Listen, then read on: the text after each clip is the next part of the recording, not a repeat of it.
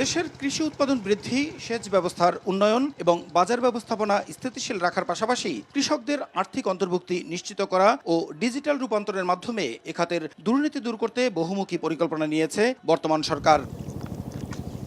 নির্বাচনী প্রতিশ্রুতি অনুযায়ী কৃষকদের নানা সুবিধা দিতে কৃষক কার্ড বিতরণ কর্মসূচিকে বিশেষ গুরুত্ব দিচ্ছে সরকার।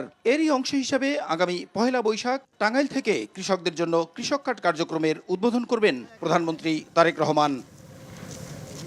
এদিন টাঙ্গাইল সহ ১১টি উপজেলায় মোট ২০,৬৭১ জন কৃষকের হাতে তুলে দেওয়া হবে এই কার্ড, যা পর্যায়ক্রমে পৌঁছে যাবে সারা দেশের কৃষকের কাছে। এ উপলক্ষে রোববার সচিবালয়ে আয়োজিত সংবাদ সম্মেলনে কৃষিমন্ত্রী মোহাম্মদ আমিনুর রশিদ জানান, কৃষক কার্ডের মাধ্যমে ন্যায্য মূল্যে কৃষি উপকরণ, সেচ সুবিধা, সহজ শর্তে কৃষি ঋণ, স্বল্প মূল্যে কৃষি যন্ত্রপাতি, সরকারি প্রণোদনা এবং ন্যায্য মূল্যে কৃষি পণ্য ক্রয়সহ ১০ ধরনের সুবিধা পাবেন কৃষকরা। নতুন বছরের প্রথম দিনে প্রাক পাইলটিং পর্যায়ে কৃষক কার্ড বিতরণ উদ্বোধন হবে। মাননীয় প্রধানমন্ত্রী টাঙ্গাইলের শহীদ মারুফ স্টেডিয়ামে এই কর্মসূচির শুভ উদ্বোধন করবেন।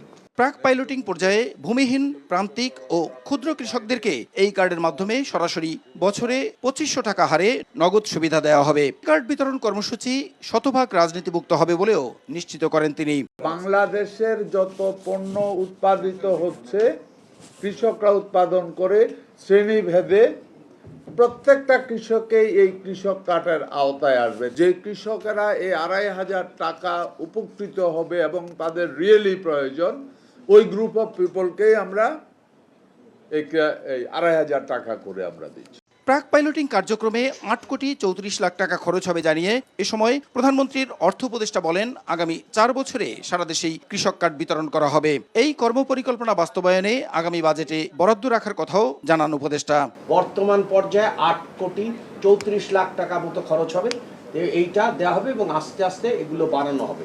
তার মানে হচ্ছে যে আমরা ১ বৈশাখের দিনে একটা নতুন অগ্রযাত্রা তৈরি করতে চাই। সরকার ধাপে ধাপে দেশের সকল কৃষি জমির ম্যাপিং কার্যক্রম পরিচালনার মাধ্যমে কোন অঞ্চলে কোন ফসল সবচেয়ে উপযোগী এবং লাভজনক সে তথ্য কৃষকের কাছে পৌঁছে দেওয়া হবে বলে সংবাদ সম্মেলনে জানানো হয়। One citizen one card. Prasun Ashis, সময় সংবাদ, ঢাকা। আমরা